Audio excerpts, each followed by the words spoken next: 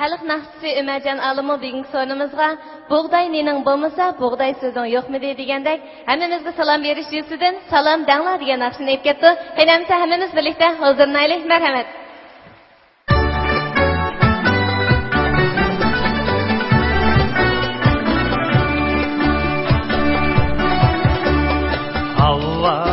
Havadikla çılla örgüley şahit namlanla nakşahit namlanla İşki otda köygen umağım yarim salam danglayım İşki otda köygen umağım yarim salam danglayım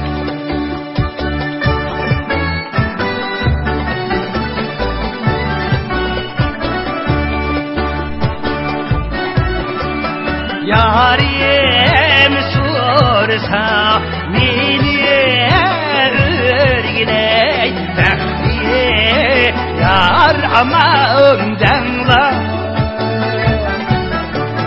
Sine hep şu bağlada Umağım seni esli dangla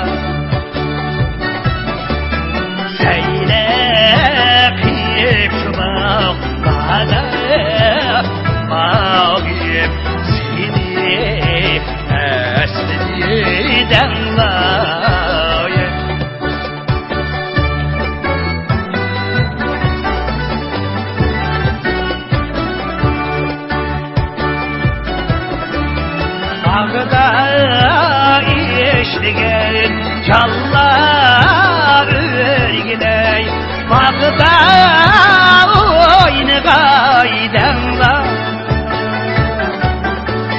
Bağda oyunu gaydanla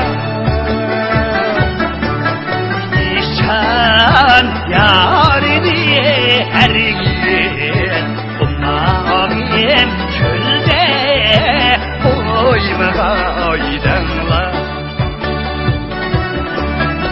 İşan yar diye her gün Ummağım